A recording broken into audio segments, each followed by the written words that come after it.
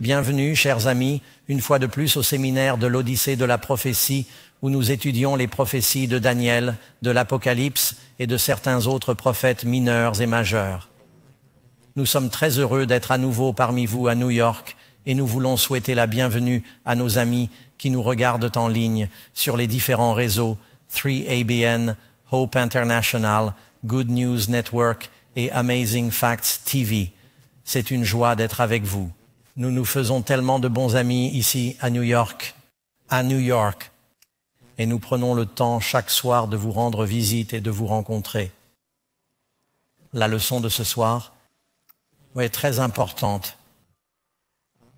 Je suppose que je dis cela tous les soirs, n'est-ce pas?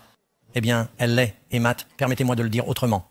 La leçon de ce soir peut changer votre vie si vous la laissez faire. Parce que nous allons parler d'un sujet qui est souvent négligé, mais vous êtes ici parce que je crois que vous voulez connaître toute la parole de Dieu. Nous allons parler du Saint des Saints, et comme vous l'avez déjà entendu, il existe un site web. Si vous êtes à l'écoute et que vous ne le saviez pas, vous pouvez télécharger la leçon. Vous pouvez la suivre. Nous vous le recommandons. Il y a plus dans la leçon. Il y a plus de versets et d'informations de fond que vous n'en obtiendrez dans la seule présentation. Si vous faites les deux ensemble, non seulement vous vous souviendrez mieux de la matière, mais vous serez mieux préparé à la partager. Vous serez mieux préparé à le partager. Et c'est bien sûr ce que Jésus veut que nous fassions, connaître la vérité et la partager avec les autres. Amen. Notre étude de ce soir, qui porte sur le Saint des Saints, m'a amené ici pour prendre ma télécommande. Et j'ai attrapé la Bible par instinct. J'aime toujours commencer par un fait étonnant. Vous avez peut-être entendu parler des salles blanches. Les salles blanches sont utilisées aujourd'hui. Il s'agit d'un environnement méticuleusement contrôlé qui filtre les polluants tels que la poussière, les microbes en suspension dans l'air et les particules d'aérosol afin de fournir un espace dont l'air est parmi les plus purs au monde. De nombreuses entreprises disposent de salles blanches pour protéger la production de produits tels que les semi-conducteurs et les nanorobots, les médicaments et les équipements médicaux. Dans ces salles pratiquement exemptes de particules, l'air extérieur passe par des systèmes puissants qui décontaminent l'air tout en contrôlant la pression, la température, l'humidité et même les niveaux d'ozone. Il s'agit d'un travail considérable, car un corps humain en mouvement génère environ 5 millions de particules par minute. Pensez-y lorsque vous vous déplacez ce soir. On sait pourquoi les travailleurs des salles blanches doivent porter des combinaisons spéciales non pelucheuses, des chaussons, des masques et des lunettes. Ils passent en quelque sorte par une chambre de décontamination avant même de s'habiller. Le développement des salles blanches a commencé dans les années 1860 lorsqu'un chirurgien écossais du nom de Joseph Lister a cherché à limiter la présence de bactéries dans les salles d'opération des hôpitaux. En fait, beaucoup de mesures médicales ont été prises avant et après Lister, parce qu'il avait compris l'importance de l'assainissement. D'ailleurs, si vous ne le saviez pas, oui. Si vous ne le saviez pas, oui, il est le fondateur de Listerine, le bain de bouche. Lorsque Dieu s'apprêtait à sauver son peuple de l'esclavage en Égypte et à le faire passer d'une famille à une nation qui influencerait le monde, il a décidé de lui donner un nouveau visage. À une nation qui influencerait le monde, ils ont dû passer par un processus de purification. Il ne les a pas fait passer directement de l'Égypte à la terre promise. Il les a emmenés dans le désert. Vous savez, le désert est parfois un endroit où les choses sont stérilisées par le soleil. Après 200 ans de vie en Égypte, ils ont pris beaucoup de mauvaises habitudes. Ils devaient désapprendre ces habitudes et apprendre à devenir cette nation sainte, ce peuple de Dieu. C'est pourquoi, en plus de leur donner les 10 commandements sur le mont Sinaï, il leur a donné les plans d'un bâtiment portatif, parfois appelé tabernacle ou sanctuaire. Pasteur Doug. Pourquoi étudions-nous le sujet du sanctuaire dans un séminaire sur la prophétie?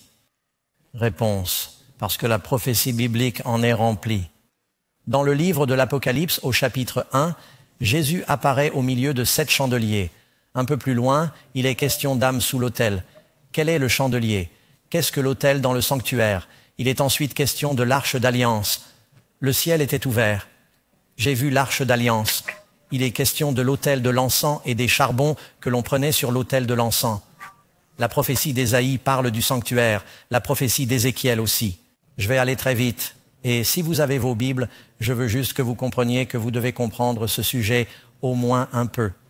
Si vous allez par exemple à Ézéchiel, je vais juste aller à Ézéchiel 43, 44, les derniers chapitres d'Ézéchiel qui traitent tous du sanctuaire. Chapitre 43, le temple, la demeure du Seigneur. Ensuite, il me conduisit à la porte qui donne sur l'Orient et la gloire du Seigneur apparut. Il est question des dimensions du temple. Savez-vous que l'Apocalypse dit « Mesurez mon sanctuaire » ? En s'inspirant d'Ézéchiel, il est question d'une fontaine qui coule dans le temple. Il est question d'une fontaine coulant du sanctuaire. L'Apocalypse parle-t-elle d'une fontaine coulant du trône de Dieu? Oui, elle en parle. Au chapitre 44, il m'a ramené à la porte extérieure du sanctuaire. Oui, si vous lisez dans Zacharie, dans Ésaïe, dans Daniel, le sujet du sanctuaire, vous devez vraiment comprendre quelque chose à ce sujet. Pour comprendre même les enseignements de Jésus, vous le verrez au fur et à mesure que nous avançons. Donc, première question. Qu'est-ce que Dieu a demandé à Moïse de construire et pourquoi? Réponse. Dieu a dit qu'il me fasse un sanctuaire afin que je puisse. J'habite au milieu d'eux. On ne peut pas vraiment se cacher de la présence de Dieu. Mais Dieu voulait créer un lieu où nous pourrions nous identifier visuellement à sa présence. Et il a dit, construisez un sanctuaire. Rappelez-vous, quand les enfants d'Israël sont sortis d'Égypte, ils sont allés au mont Sinaï. Combien de temps Moïse a-t-il passé sur la montagne? 40 jours et 40 nuits. Dieu a-t-il mis 40 jours et 40 nuits à ciseler les 10 commandements, 300 mots? Il se passait autre chose là-haut. Dieu donnait à Moïse d'autres lois et statuts pour le peuple et les plans de ce bâtiment. La Bible dit dans le psaume 77, 13, si vous voulez vous souvenir d'un verset, souvenez-vous de celui-ci. Ta voix, ô Dieu, est dans le sanctuaire, le chemin de Dieu. Quelle voix? La façon dont il nous sauve. Il se révèle à travers quoi? Le sanctuaire. Pasteur Doug, le sanctuaire n'est-il pas un bâtiment? Pourquoi un bâtiment serait-il une révélation de Dieu? Vous verrez, restez avec moi. D'abord, nous savons que dans le sanctuaire, il y avait un endroit où les sacrifices avaient lieu. Il n'y avait qu'une seule porte. Et Jésus a dit, « Je suis la porte ». Puis ils ont apporté un agneau. Et Jésus a dit, « Je suis l'agneau ». Sachant que vous, 1 Pierre 1,18, vous n'avez pas été rachetés par des choses corruptibles comme de l'argent ou de l'or, par votre conduite sans but, reçue par tradition de vos pères, mais par le sang précieux du Christ, comme d'un agneau sans défaut, sans tache. Il était sans péché. Ils devaient apporter au sanctuaire un agneau sans tache et sans défaut. Ils posaient leurs mains sur la tête de cet agneau. Ils confessèrent leurs péchés et l'agneau était exécuté dans le sanctuaire. C'était un lieu de sacrifice. Cela nous enseigne le sacrifice de Jésus. Deuxièmement, où Moïse a-t-il obtenu les plans du sanctuaire? S'est-il simplement assis et a-t-il commencé à imaginer des choses en se disant « En Égypte, j'ai vu beaucoup de beaux bâtiments. Je me demande si nous avons fait ceci et cela. » Que dit la Bible? Vous pouvez dire les réponses avec moi. Exode 25, 40. Dieu dit à Moïse, veille à les faire d'après quoi? D'après le modèle qui t'a été montré sur la montagne. Qui a donné à Noé les plans de l'arche? Noé était-il un constructeur de bateaux? Pourquoi Noé aurait-il été constructeur de bateaux? Il n'y avait pas de pluie avant le déluge. Il a construit un bateau sur la terre ferme. Dieu lui a donné les dimensions et le bateau a flotté. Dieu a donné les plans du sanctuaire. Il y a un dessein divin dans Moïse, parce que tout cela dit quelque chose de très important. Vous pouvez également lire dans Hébreux 8, verset 5, ces choses qui sont la copie des ombres des choses célestes. Le sanctuaire sur terre est une copie ou une ombre des choses célestes, comme Moïse en a été divinement instruit lorsqu'il était sur le point de construire le tabernacle. N'oubliez pas que les mots sanctuaire, tabernacle et temple sont souvent utilisés de manière interchangeable. Il s'agit de ce lieu d'habitation. Généralement, lorsque nous parlons du tabernacle, il s'agit du sanctuaire portatif qu'ils avaient dans le désert. Le terme temple est davantage utilisé pour les sanctuaires permanents construits en Israël. Lorsqu'il était sur le point de construire le tabernacle pour lui, Dieu lui a dit « Veille à faire toutes les choses d'après le modèle que je t'ai montré sur la montagne. » Un modèle, c'est un modèle qui s'inspire de quelque chose. Combien d'entre vous, jeunes gens ou jeunes filles, ont eu une voiture en boîte d'allumettes dans leur enfance? Certains d'entre vous en ont été privés. Combien d'entre vous avaient une voiture en boîte d'allumettes? Allez, avouez. Combien d'entre vous ne lèvent jamais la main lorsque le pasteur vous pose une question? Savez-vous que les boîtes d'allumettes sont conçues avec des lasers pour être exactement, je crois que c'est un 50e de la taille de l'original? Le sanctuaire que Dieu a construit sur terre n'est bien sûr pas la véritable demeure de Dieu au ciel, mais il s'en inspire. Il y a des choses concernant la demeure de Dieu au ciel et le plan du salut.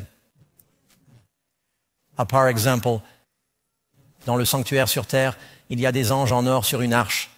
Dieu a-t-il des anges en or à ses côtés ou de vrais anges? Dans le sanctuaire, il y avait un voile sur lequel étaient tissés des anges. Dieu est-il entouré d'une tapisserie d'anges ou d'un mur vivant d'anges? Le sanctuaire sur terre, vous savez, pouvait avoir 20 pieds de diamètre. Au ciel, il peut faire 20 kilomètres de large. Il faut donc voir grand. Mais il voulait que nous comprenions quelque chose au sujet du plan du salut.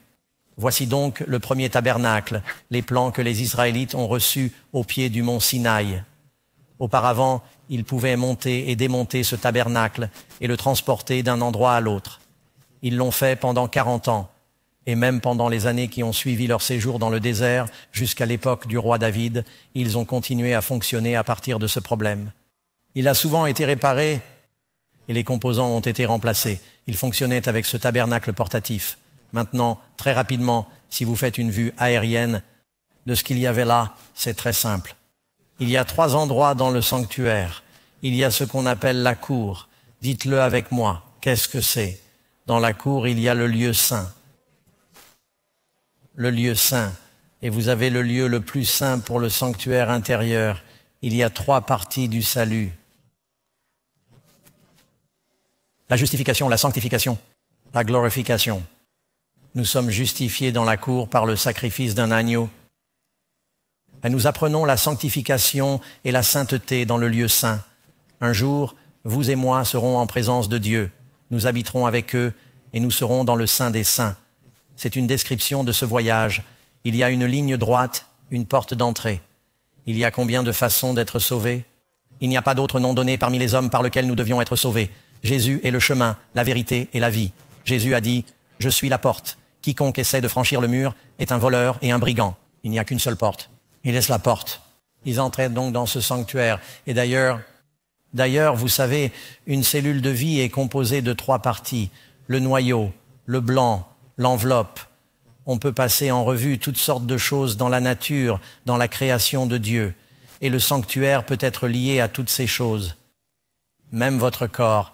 Mais je m'avance un peu. Un petit fait étonnant. J'en ajoute un autre gratuitement. J'ai lu un article sur un pasteur au Brésil. Nous serons au Brésil dans le courant de l'année. Et peut-être que je verrai cela à l'extérieur de Sao Paulo. Il a dépensé 300 millions de dollars pour construire un sanctuaire de 10 places sur le modèle du temple de Salomon. Il a même fait importer des pierres d'Israël. Il a essayé de suivre le modèle à bien des égards, mais il n'est pas identique. Il y a des différences. D'accord. Revenons au vrai sanctuaire. Question numéro 3. Nous allons passer en revue les différents compartiments. Comment s'appelle notre étude aujourd'hui? Le Saint des Saints, c'est là que nous allons. D'accord. Quel était le mobilier qui se trouvait dans la cour? Quand vous êtes entrés pour la première fois, qu'avez-vous vu? Vous avez commencé par dire que vous brûlerez le bélier entier sur l'autel. L'autel, c'est un holocauste. Il y avait donc un feu qui brûlait. Comment ce feu a-t-il été allumé lorsque Moïse a construit le premier sanctuaire et qu'il a été consacré, il a prié. Le feu est venu du ciel et a allumé le tout premier feu sur l'autel. Dieu leur a dit qu'à partir de maintenant, tout feu que vous utiliserez dans le sanctuaire devra toujours être allumé à partir de ce feu. Les lampes doivent être allumées à partir de ce feu. L'autel de l'encens doit être allumé à partir de ce feu. C'est un feu sacré. Un jour, les fils d'Aaron disent « ça n'a pas d'importance. Feu sacré, feu de camp ». Ils utilisent le feu de camp. le feu de Dieu est sorti du ciel et les a détruits. Soit dit en passant, ils étaient ivres lorsqu'ils ont pris cette décision. Nous en reparlerons plus tard. Ce devait être un feu sacré. Lorsque Salomon a construit son temple, et le feu est venu de Dieu du ciel et l'a enflammé pour le sanctifier. Et ils ont entretenu ce feu sacré. Vous savez, à Arlington, on l'appelle la flamme éternelle. Il tire ses idées du feu sacré qui se trouvait dans l'ancien temple hébreu, un feu allumé par Dieu.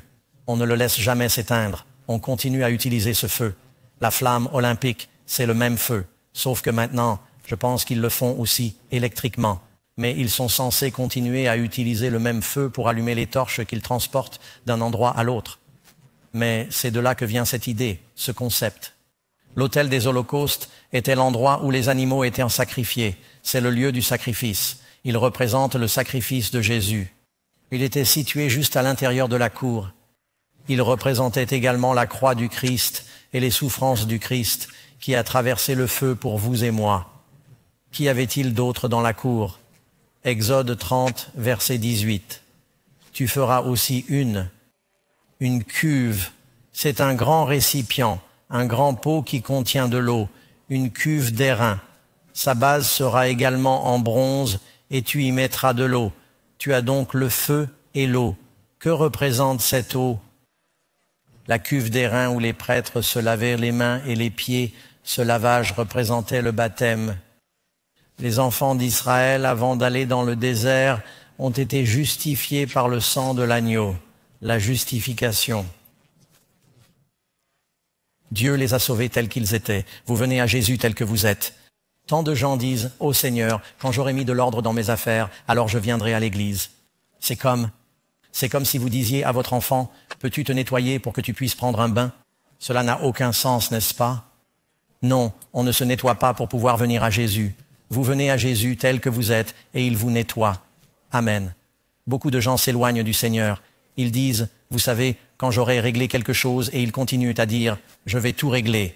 Et très vite, ils se retrouvent à l'église dans un cercueil. Ils attendent trop longtemps pour s'en sortir. Vous venez à Jésus tel que vous êtes. C'est pourquoi on parle de justification. Vous venez à Jésus et il vous traite comme si vous n'aviez jamais péché. Il est mort pour nous alors que nous étions pécheurs. Quand ils étaient en Égypte, ils étaient esclaves du Pharaon. Ils ont sacrifié un agneau. Le sang de l'agneau a déclenché la différence qui a permis de passer à l'étape suivante. Dieu n'est pas venu leur dire « Voici mes 10 commandements, observez ces commandements et je vous sauverai ».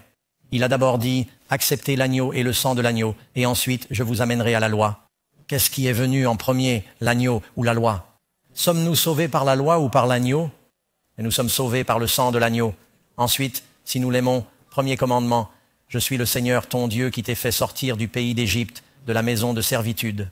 Tu n'auras pas d'autre Dieu. Il dit, c'est moi qui t'ai sauvé de l'esclavage. Si vous m'aimez, gardez mes commandements. Il montre d'abord son amour pour nous. Nous l'aimons parce qu'il nous a aimés en premier. L'agneau, Jésus, vient en premier. Ensuite, ils ont traversé la mer Rouge, le baptême, et une colonne de feu apparaît pour les guider. En fait, la colonne de feu apparaît avant qu'ils ne traversent la mer Rouge et elle bloque les Égyptiens et éclaire leur camp. Il y a donc l'autel de feu et l'eau. Jésus a dit, à moins que vous ne naissiez de l'eau et de l'esprit. Qu'est-ce que l'esprit? C'est le feu. Jean-Baptiste a dit, je vous baptise avec de l'eau, mais celui qui viendra après moi vous baptisera avec le Saint-Esprit et le feu. Nous avons besoin de ce baptême d'esprit. Nous avons besoin de ce baptême d'eau. Ils étaient tous les deux dans la cour du sanctuaire. Pouvez-vous dire Amen? Nous allons maintenant entrer dans le lieu saint. Nous allons découvrir ce qu'il y avait dans le lieu saint. Quels sont les 3 meubles qui se trouvaient dans l'appartement suivant, appelé le lieu saint? Tout d'abord, il est dit, et ils peuvent même apparaître ici dans la pièce. Qui c'est? Vous aviez la table, dites-le avec moi, vous la voyez sur l'écran. Vous aviez la quoi? Oh, la table des pains de proposition. Vous voyez, si vous prenez la version King James, il est écrit pain de chaussure. Cela m'a perturbé pendant des années. Je n'arrêtais pas de l'appeler le pain de la chaussure. C'était juste un vieux mot. Les pains de proposition signifient qu'ils sont exposés. Et cette table contenait combien de pains? 12 pains représentant les 12 tribus. On les remplaçait chaque sabbat et on les gardait frais. Elles représentent le pain de vie. Et Jésus est le pain de vie. Amen. Le Christ a dit, Je suis le pain qui est descendu du ciel pour sauver les péchés du monde. Mais Jésus n'est pas seulement le pain de vie. Lorsque les gens avaient faim, Jésus a dit, « Je vous donnerai du pain et vous le donnerez aux gens. » Il a dit, « Donne-leur à manger. » Nous devons également partager le pain de vie avec les autres. Le sanctuaire ne nous montre donc pas seulement Jésus, il nous montre ce que nous devons faire en modelant le Christ. D'accord. Là, qu'est-ce qui suit? Vous avez la table du pain de la chaussure. Je l'ai déjà mentionné. Elle symbolise Jésus, qui est le pain de vie. Comme je l'ai dit, l'homme ne vit pas seulement de pain, mais de quoi? De toute parole. Et le Christ est la parole faite chair. La prochaine chose que vous voyez dans le sanctuaire, si vous allez sur le mur opposé, c'est une bougie. C'est ce qu'on appelle parfois une menorah. C'était le chandelier qui contenait les 7 lampes. Lisons-le. Lorsque vous disposerez les lampes, les 7 lampes donneront de la lumière devant le du chandelier. C'était pour éclairer le temple, et il devait utiliser le feu sacré de l'autel pour allumer la lampe. Et qui est la lumière du monde? Jésus est la lumière du monde. Et comment ce chandelier était-il entretenu? Ils utilisaient de l'huile dans les lampes. Quel est le symbole de cette huile? C'est le Saint-Esprit. Et si vous voulez que votre lumière brille, vous avez besoin du Saint-Esprit. Amen. Le Christ a été appelé loin. Il a été baptisé du Saint-Esprit. Et vous et moi. Jésus n'a pas seulement dit « Je suis la lumière du monde ». Vous savez ce qu'il dit d'autre dans le chapitre 5 de Matthieu? Vous êtes la lumière du monde. Nous reflétons sa lumière. Amen. Tout comme la lune n'a pas de lumière propre, mais elle reflète la lumière du soleil. À ce chandelier, à cette branche, était la lumière. Il représente également le Christ. La prochaine chose que vous voyez, c'est que vous ferez un quoi? Un autel pour brûler. Tu vois les réponses sur l'écran? Oh non, vous regardez l'image sur l'écran. Nous devons aussi vous donner les réponses. Tu feras un autel pour brûler l'encens. C'est ce qu'on appelait l'autel de l'encens.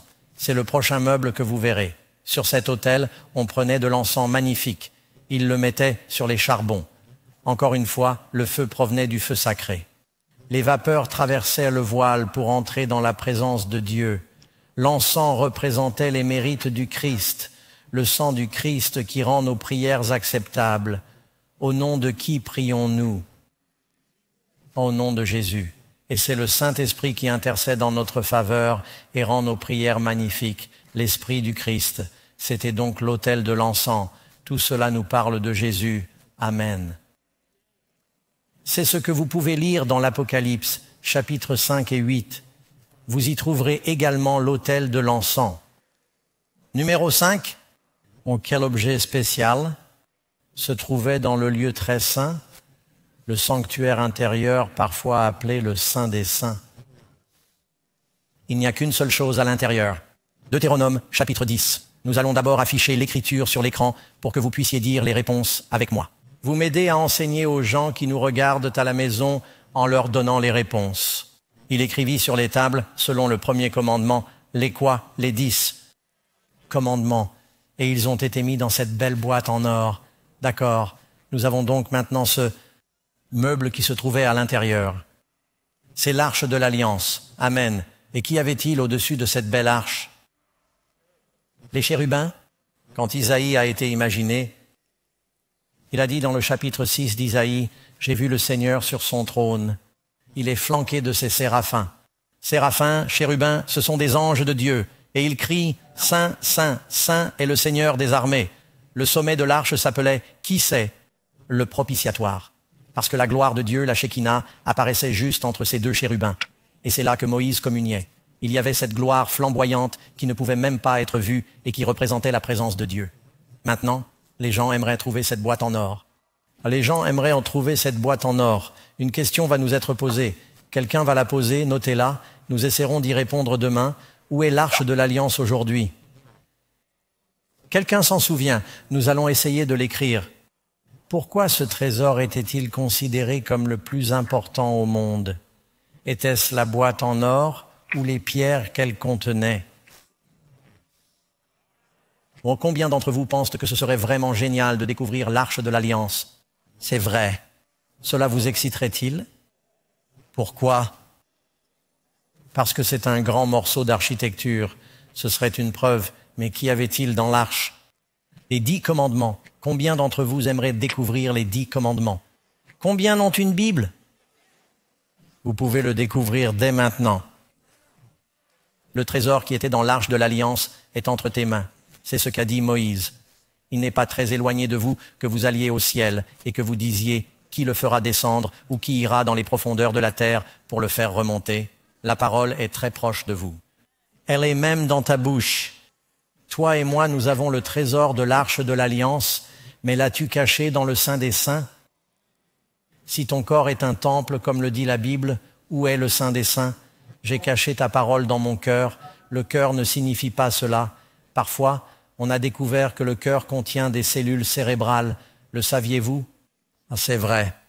Et il y a beaucoup de liens entre le cœur et la tête. J'ai vu un homme une fois.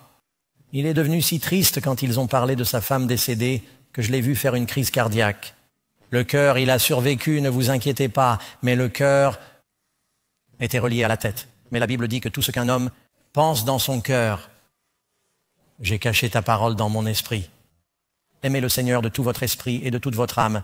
Les Juifs savaient qu'il ne fallait pas penser avec la pompe, parce qu'ils savaient que si on était frappé à la tête, on ne pensait pas correctement. Il s'avère que le cerveau était là-haut, mais c'est une expression. Ainsi, l'arche d'alliance contenait les 10 commandements. Il est dit, je me suis retourné, Deutéronome 10, verset 4, puis je me suis retourné et je suis descendu de la montagne et j'ai mis les tables dans l'arche que j'avais faite et elles sont là, comme l'Éternel me l'avait ordonné. Avez-vous remarqué ce qui se passe ici? Suivez-moi, mes amis. L'arche, cette boîte représentait le récipient qui contenait la sainte parole. Le Christ était la parole incarnée. C'était cette boîte en or, cette vie pure qui était vécue sur terre, la vie de Dieu. Et dans un sens, il était toute la plénitude de Dieu sous une forme corporelle, dit la Bible. Amen. Et le couvercle sur le dessus, nous l'avons mentionné, c'est le propitiatoire. Vous mettrez un propitiatoire sur le quoi? C'est sur l'écran, sur l'arche du témoignage, dans le lieu très saint. Cette couverture, ce couvercle, était l'endroit où Moïse se présentait devant l'Éternel. Le grand prêtre s'y rendait une fois par an. C'était Aaron.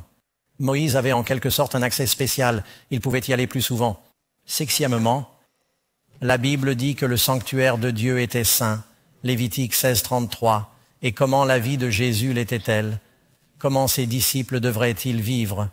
Pourquoi discutons-nous de ce sujet? Pourquoi? La Bible dit, comme lui, 1 Pierre 1, 15 et 16, comme celui qui vous a appelé est saint, vous aussi soyez saints dans toute votre conduite, car dans quelle mesure? Toute votre conduite. Parce qu'il est écrit, soyez saints, car je suis saint. Maintenant, soyez honnêtes. Combien d'entre vous sont un peu intimidés lorsque Dieu leur dit « Soyez saints » ? Je le suis. Combien d'entre vous trouvent qu'il est parfois difficile d'être saint ? Combien d'entre vous croient que Dieu vous aidera à faire tout ce qu'il vous demande de faire ? Jésus a-t-il dit que ce serait facile ? Saviez-vous que la vie est difficile ? C'est plus difficile de servir le diable que de servir Jésus. La Bible dit que le chemin du transgresseur est difficile. Jésus dit, frère, mon joug, un joug est quelque chose que vous utilisez pour le service. Il y a des fardeaux même pour un chrétien, mais Jésus dit, mon joug est facile, mon fardeau est léger. Le diable est comme le pharaon, c'est un maître d'œuvre cruel. Vous pouvez marcher dans les rues et voir des gens qui sont contrôlés par le diable. Ils n'ont pas l'air très heureux. Mais les chrétiens peuvent avoir la joie dans leur cœur et la paix qui dépasse l'entendement. Mais Dieu nous appelle à vivre dans la sainteté, et la sainteté apporte le bonheur. Jésus dit, je suis venu vous donner la vie, et la vie en abondance. Il veut que vous ayez de la joie. Il veut que vous ayez de la joie. Mes amis, j'ai vécu dans le monde, j'ai tout fait. Je sais ce qu'il y a dehors, je ne reviendrai pas en arrière. Je suis beaucoup plus heureux aujourd'hui en m'efforçant d'atteindre la sainteté que je ne l'étais en vivant pour le diable. Le reste de cette leçon va donc vous secouer un peu, mais nous allons parler de ce que signifie être saint. La Bible dit que Dieu nous a appelés à vivre dans la sainteté. 1 Pierre 2, 9. Vous êtes une génération choisie ou royale, un sacerdoce, une nation sainte, son peuple particulier. lorsque Jésus est mort sur la croix, l'ancien temple a été détruit. Le mot est caput. Jésus a dit que c'était fini, et quand il a dit cela, il y a eu un tremblement de terre, le voile du temple s'est déchiré de haut en bas. Nous n'avons plus besoin de sacrifier des agneaux. Jésus est maintenant l'agneau de Dieu. Amen. Le sacerdoce n'est pas une caste spéciale. La Bible dit que vous êtes maintenant ses prêtres. Nous sommes une sainte prêtrise. Savez-vous quel était le rôle d'un prêtre? D'être un médiateur. Il faisait l'expiation. Vous savez ce que signifie l'expiation? À un moment donné, nous sommes séparés de Dieu. Le monde est séparé de Dieu. Nous devons les ramener à Dieu, faire en sorte qu'ils ne fassent qu'un avec Dieu. Nous devons servir de médiateurs et intercéder. Nous devons représenter Dieu. Dieu a appelé la nation juive à être une nation de rois et de prêtres, afin que toutes les autres nations affluent envers Israël, comme la reine de Saba, pour dire « Votre Dieu a une telle sagesse. Nous sommes venus des 4 coins du monde pour découvrir ton Dieu. » C'est pourquoi il a placé Israël dans ce pays entre 3 continents, afin qu'il puisse être le témoin des nations. Et lorsque Jésus est mort sur la croix, cette prérogative n'appartient plus seulement aux Juifs, mais aussi aux païens. Mais nous devons être saints.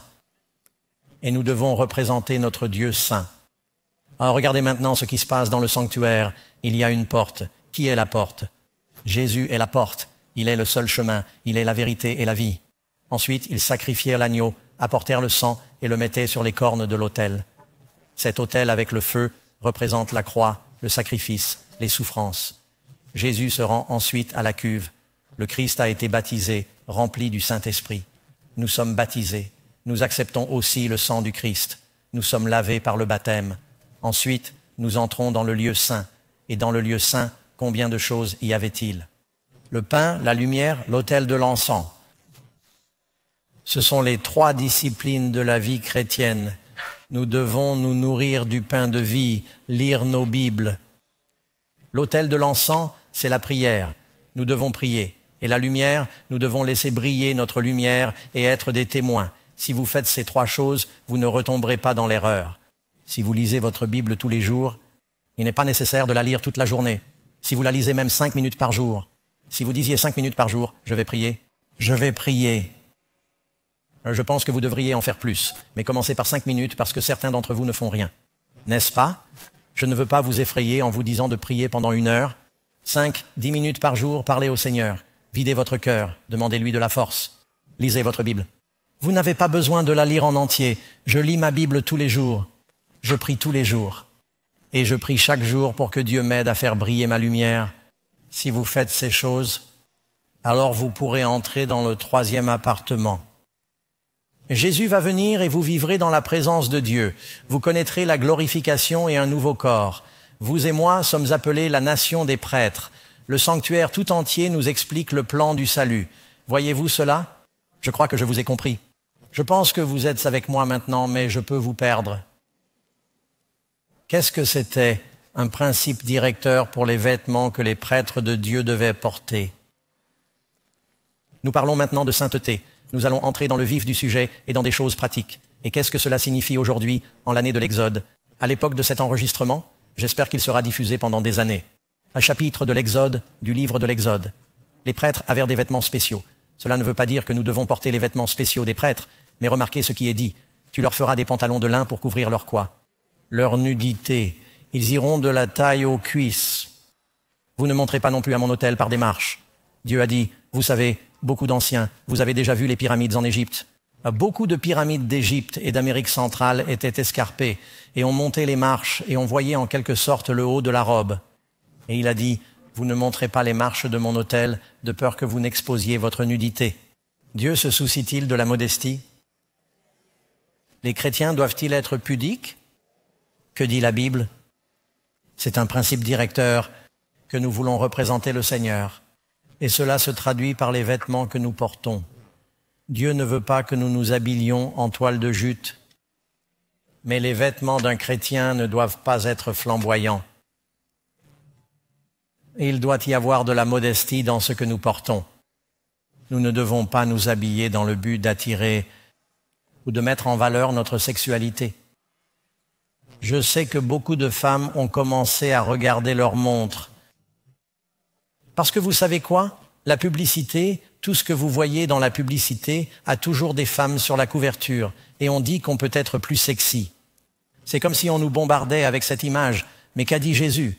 Si un homme regarde une femme et la convoite dans son cœur, il peut commettre un adultère dans son cœur. Ce sont les paroles de Jésus.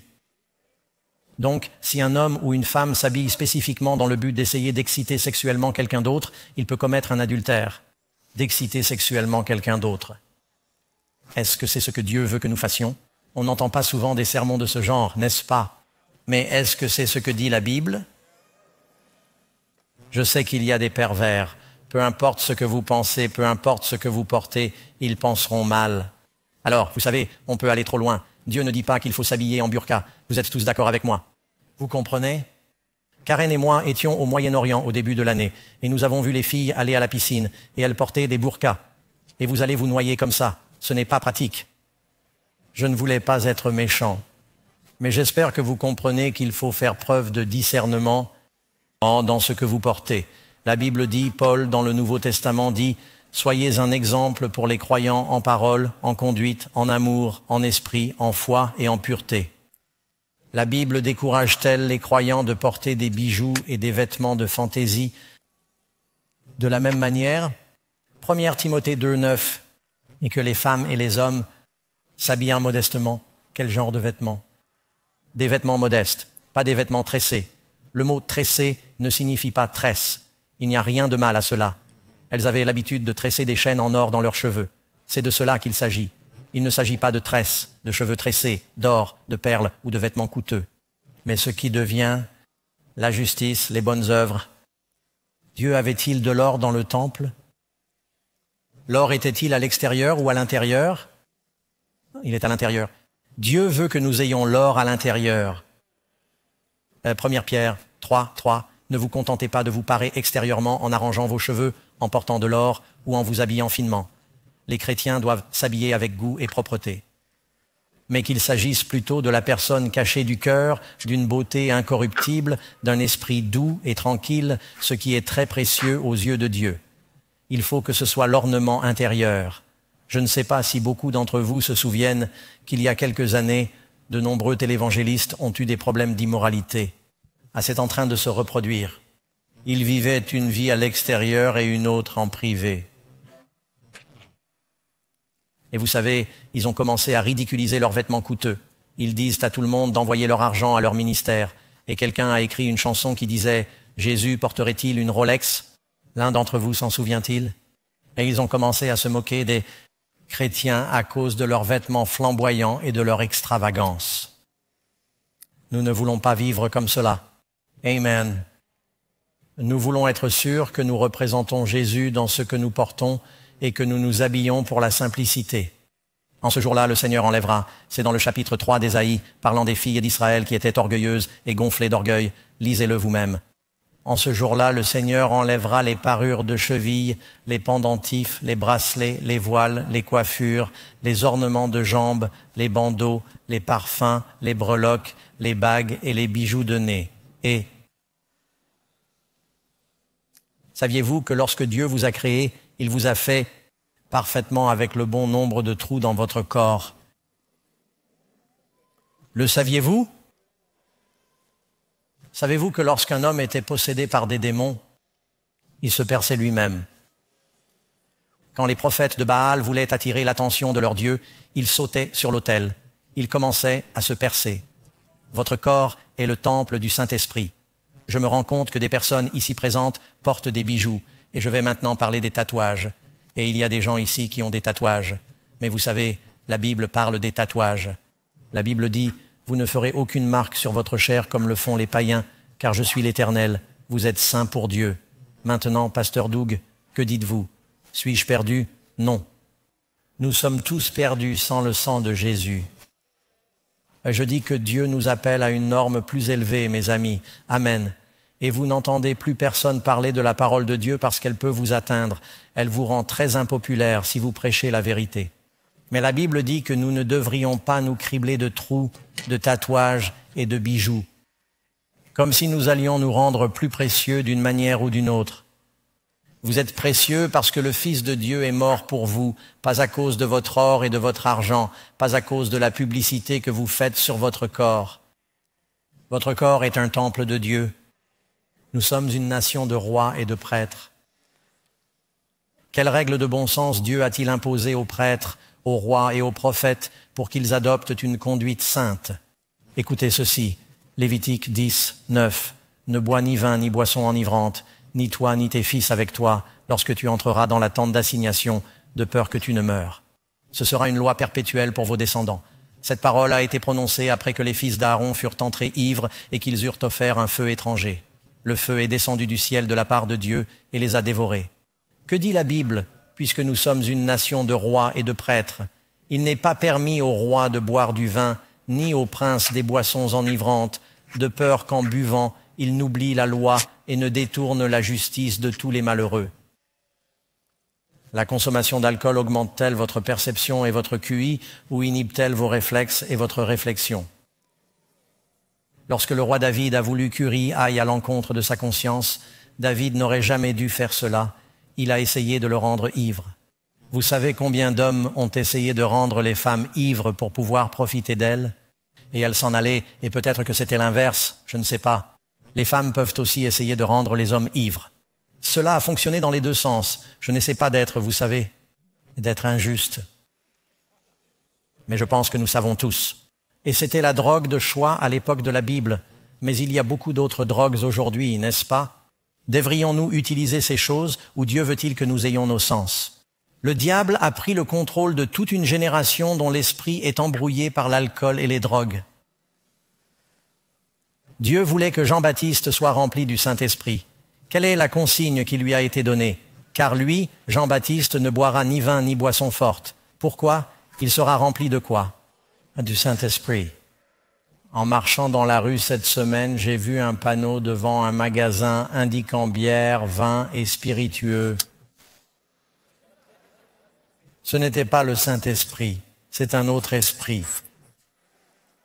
Les gens commencent à boire de l'alcool et ils obtiennent un esprit différent. Permettez-moi de vous donner quelques faits rapides. Ce sont des faits. Plus de la moitié des personnes qui sont en prison aujourd'hui le sont pour des crimes commis sous l'influence de l'alcool. Plus de la moitié des violences domestiques sont dues à l'alcool. Plus de la moitié des personnes qui meurent sur la route le sont sous l'emprise de l'alcool. Et malheureusement, beaucoup de gens, ils tuent quelqu'un d'autre qui ne consommait pas d'alcool. Plus de la moitié des personnes qui se rendent aux urgences d'un hôpital sont alcoolisées. Les maladies mentales, environ 25%, l'alcool. Dans quelle mesure devrions-nous, en tant que chrétiens, soutenir cela? Notre corps est le temple du Saint-Esprit. Noé a bu du vin et s'est promené nu dans sa tente. Oui, il a bu du vin. Et comment cela a-t-il fini? Lot a bu du vin et a couché avec ses filles. Vous dites, oh, eh bien, ils l'ont fait dans la Bible. Oui, ça ne s'est pas bien terminé, n'est-ce pas? On dit que Jésus a transformé l'eau en vin, du vin nouveau. Jésus n'a pas fait de l'alcool pour une fête, mes amis. Non, monsieur. Au dernier repas, ils ont dit, tu as gardé le meilleur pour la fin. Il a dit, je ne le boirai pas avant de l'avoir bu avec vous dans le royaume de mon Père. Il n'était pas fermenté. 10e question. Dieu a-t-il fait une distinction concernant les animaux que son peuple pouvait sacrifier et manger? Nous parlons du temple. Pouvait-on apporter une moufette dans le temple et l'offrir au Seigneur? Pouvait-il apporter une buse? Pouvait-il apporter un cochon? Votre corps est le temple du Saint-Esprit. Saviez-vous que la différence entre un animal pur et un animal impur ne concernait pas seulement les Juifs? Que dit la Bible? Genèse 8, verset 20. Noé a construit un autel pour le Seigneur et il a pris de chaque quelle sorte d'animal? Un animal propre. Et de chaque quelle sorte d'oiseau? Un oiseau propre, et il offrit un holocauste. C'est après le déluge. S'il n'en avait pris que 2, ils auraient disparu. Mais il a pris les animaux purs par 7, les animaux impurs par 2. Si Dieu pensait qu'il était acceptable de manger des cochons, ils auraient disparu aujourd'hui parce qu'ils auraient eu des travers de porc dans l'arche et ils auraient disparu. N'est-ce pas? Mais il ne mangeait que les animaux propres. Saviez-vous que ce n'était pas une loi? Combien d'entre vous ont un lien de parenté avec Noé? Certains d'entre vous n'ont aucun lien de parenté avec Noé. Nous devrons en parler plus tard parce que j'ai vu tous ces YouTube sur les ovnis et je commence à me poser des questions. Nous sommes tous liés à Noé. Amen. Au fait, vous savez ce que ça veut dire? Nous sommes tous frères et sœurs. Et si j'ai un accident de voiture et que j'ai besoin d'eau positive, et peu importe votre race, si vous avez de l'eau positive, vous pouvez me sauver la vie. Amen. La Bible dit que Dieu a fait d'un même sang toutes les nations. Amen. Nous sommes tous frères et sœurs. Et Dieu a fait preuve de beaucoup de créativité dans la façon dont les gènes ont fonctionné. Je sais que certains d'entre vous se disent, « Pasteur Doug, êtes-vous en train de me dire que nous sommes censés manger des animaux propres? Si vous devez manger des animaux, mangez ceux qui sont propres. Comment faire la différence entre ce qui est propre et ce qui est impur? Dieu nous donne des critères très clairs. S'il a le sabot fendu, et s'il rumine quoi? La mamelle, c'est un animal pur. Les animaux purs partagent ces deux caractéristiques. Ils ont des sabots fendus et ruminent. Il s'agit des moutons, des chèvres, des vaches, des cerfs et d'autres animaux de ce genre. Les chameaux ne sont pas propres. Ils ruminent, mais ils ont une patte. Un porc a un sabot fendu, mais il ne rumine pas. La Bible dit qu'ils sont une abomination. Lorsque je cherche de nouveaux mots pour décrire les porcs, tout ce que je peux trouver, c'est, vous savez, ce sont des porcs. Je sais que certaines personnes ont des porcs, ils sont intelligents. Certaines personnes ont des chiens, ils sont intelligents aussi, mais je ne mangerai pas mon chien. La Bible dit que ce sont des charognards. Les chiens et les cochons sont des charognards. Dieu ne veut pas que nous mangions des charognards. On attrape la trichinose et certaines personnes pensent qu'elles ont contracté l'arthrite, la bursite et l'ogite. Parmi les animaux marins, Dieu dit qu'ils doivent avoir quoi? Des nageoires et des écailles pour être propres. La règle pour les oiseaux était un peu plus simple. Ils devaient être des oiseaux butineurs, c'est-à-dire ceux qui se déplacent, comme les dindes, les poulets, les faisans et les colombes. Mais les buses, les faucons et les oiseaux du cairn étaient impurs. Il ne fallait pas les manger. Petit guide, le propre, l'impur, il ne faut pas manger les cochons, les lapins et les coquillages. Les coquillages vivent au fond de l'eau. Ce sont des charognards. La Bible dit qu'ils sont impurs. Quelqu'un va dire, mais pasteur Doug. Actes des apôtres, chapitre 10, Pierre a eu une vision, et le drap est descendu plein d'animaux impurs. Et Dieu a dit, n'appelez pas impur ce que j'ai dit être pur. Et Pierre se demande ce que signifie cette vision. Et des païens ont frappé à la porte parce que Pierre et les Juifs discriminèrent les païens et Dieu dit, ne les traitez pas d'impurs, je veux que l'évangile leur parvienne. Pierre n'a jamais rien pris de cette feuille et ne l'a jamais mangé. 3 fois ce drap rempli d'animaux impurs est descendu et Dieu a dit, lève-toi, tue et mange. Pierre dit, écoutez ce que dit Pierre. Non, Seigneur, ta parole l'interdit. Je n'ai jamais mangé. Je n'ai jamais rien mangé de commun, d'impur. Nous sommes en l'an 34 de notre ère. Après avoir suivi Jésus pendant 3 ans et demi, ils ne l'ont jamais vu manger quelque chose d'impur. Pierre se demande ce que signifie cette vision. Plus tard, il dira à l'Église, « Dieu m'a montré qu'il ne faut pas traiter un homme d'impur. » C'est ainsi que Pierre a interprété cette vision. Elle n'avait rien à voir avec la nourriture. Il n'a jamais rien pris et n'a jamais mangé. Les Juifs traitèrent les païens d'impurs. Les porcs ne deviennent pas propres quand on devient chrétien. Les moufettes ne deviennent pas propres. Combien d'entre vous sont des parents? Vous souciez-vous de ce que vos enfants mangent? Vous dites, mais pasteur Doug, je pensais que tant que je priais pour cela, c'était bon, et Dieu le bénira. Parce que la Bible ne dit-elle pas que toute créature de Dieu est bonne et qu'il n'y a rien à refuser car elle est sanctifiée par la parole de Dieu? Oui, c'est vrai. Certaines choses dans la Bible sont sanctifiées en tant que nourriture, les choses propres. D'autres ne le sont pas. Autrement, lorsque votre enfant se prépare pour le petit déjeuner et qu'il prend ses flocons givrés au sucre et qu'il y met ses boules de cacao, puis qu'il met du sirop d'érable sur le dessus, vous vous dites, mais qu'est-ce que tu fais? Attendez, je n'ai pas encore ajouté la glace. Et vous dites, vous ne pouvez pas faire ça. Oh, mais attends, je vais prier, maman. Je vais demander à Dieu de la bénir, tout ira bien. Tu sais comment ça s'appelle, se moquer de ses parents. Allons-nous nous moquer de Dieu? Savez-vous que la Bible dit que ce que vous semez, vous le récolterez? L'idée que vous pouvez prier pour de la nourriture chargée en cholestérol et que vous n'aurez pas de problème difficile est une moquerie à l'égard de Dieu. Ce que vous mangez a de l'importance. Votre corps est un temple du Saint-Esprit. 11e, que dit Dieu au sujet de la consommation d'aliments impurs? Est-ce une offense grave? Mais savez-vous que votre corps est le quoi? Le temple du Saint-Esprit que vous avez en vous, que vous tenez de Dieu. Tu ne t'appartiens pas. Tu as été acheté à un certain prix. Ne savez-vous pas que vous êtes le temple de Dieu? 1 Corinthiens 3,16. Et l'Esprit de Dieu habite en vous. Si quelqu'un souille le temple de Dieu, Dieu le détruira. Détruira. Écoutez. Ceci, mes amis, Isaïe 66, versets 15 et verset 17. Car voici, le Seigneur viendra dans le feu, avec ses chars et dans un tourbillon. Ceux qui se sanctifient mangent de la chair de porc, l'abomination et la souris. Si vous mangez un sandwich au jambon, j'espère que vous mangez aussi un hamburger à la souris. Car Dieu met les rats et les porcs dans la même catégorie. La chair de porc, la souris et l'abomination seront consommés ensemble, dit le Seigneur.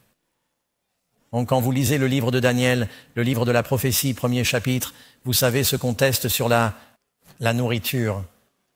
La première chose qui se passe dans ce livre de la prophétie, c'est qu'ils sont nourris avec de la nourriture babylonienne. Ils disent que nous ne nous souillerons pas avec la nourriture babylonienne, ni avec le vin que le roi a bu.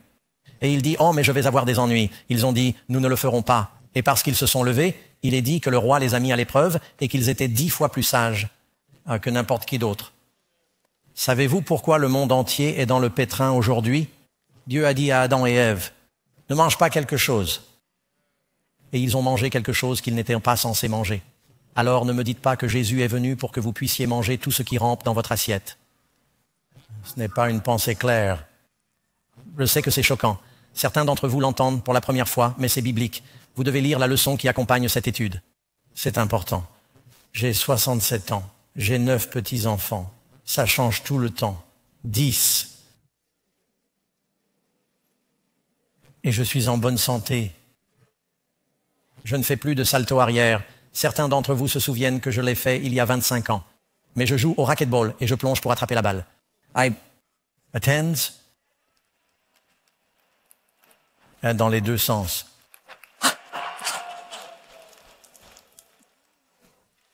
Donc, pour un vieux monsieur, je suis plutôt en forme. Vous pouvez demander au pasteur Ross. Je pourrais probablement dépasser la plupart des adolescents ici en 50 mètres et les battre. Je suis végétarien depuis 45 ans. Je suis ces principes bibliques et cela vous donne une meilleure santé, une vie plus longue. D'ailleurs, si vous ne le saviez pas, les adventistes du 7e jour vivent 10 ans de plus que la moyenne. Malheureusement, la plupart des adventistes ne suivent pas tout ce qu'ils devraient en faire. Ils ne mangent pas d'aliments impurs, mais ils mangent beaucoup de sucre. Si nous suivions ces règles, nous aurions un membre de notre Église qui aurait 100 ans. Et il enseigne toujours. Et il voyage encore. À quoi un chrétien doit-il penser? Nous parlons maintenant de l'esprit. Nous parlons de l'endroit où tout commence, la sainteté. Philippiens 4, verset 8. À tout ce qui est vrai, ce qui est noble, et tout ce qui est juste, tout ce qui est pur, tout ce qui est beau, tout ce qui est bon. S'il y a quelque vertu, s'il y a quelque chose de louable, méditez sur ces choses. La Bible dit, David a dit, « Je ne mettrai rien de mauvais devant mes yeux. Faites attention à ce que vous regardez. Cela affecte ce que vous pensez. » Nous sommes une société entourée d'écrans dans nos téléphones, nos iPads, nos ordinateurs. Où que vous regardiez, vous ne pouvez même pas aller aux toilettes sans qu'il y ait un écran qui essaie de vous vendre quelque chose. À la station-service où l'on fait le plein d'essence, il y a un écran.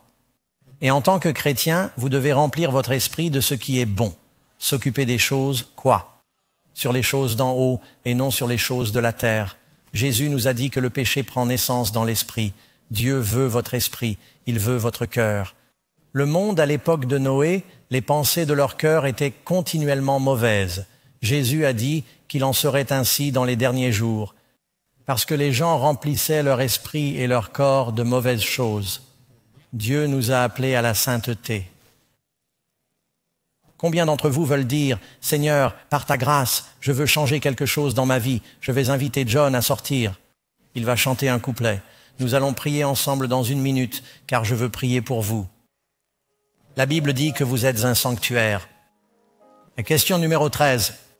Que dit la Bible sur les comportements mondains? Celui qui veut être l'ami du monde se fait l'ennemi de Dieu. Sortez du milieu d'eux et séparez-vous, dit le Seigneur. Ne touchez pas à ce qui est impur et je vous accueillerai. Il nous appelle à une vie de sainteté. Combien d'entre nous veulent vivre cette vie? Amen. Et combien d'entre vous ce soir veulent dire « Seigneur, je veux m'offrir en sacrifice vivant, je veux être parmi tes rois et tes prêtres. Fais de moi un saint, je viens tel que je suis. » Il dit « Soyez saints ». Cela signifie que vous pouvez être ce qu'il veut que vous soyez. Vous y croyez? Amen. Nous en reparlerons demain soir. Je veux dire à nos amis, avant de quitter l'antenne, de ne pas manquer notre leçon de demain soir. Il s'agira de la prophétie la plus longue. Quand est-ce que c'est? Demain soir. Que Dieu vous bénisse, mes amis. Nous allons terminer ici. Priez avec vos groupes locaux. Nous prierons ici même à New York.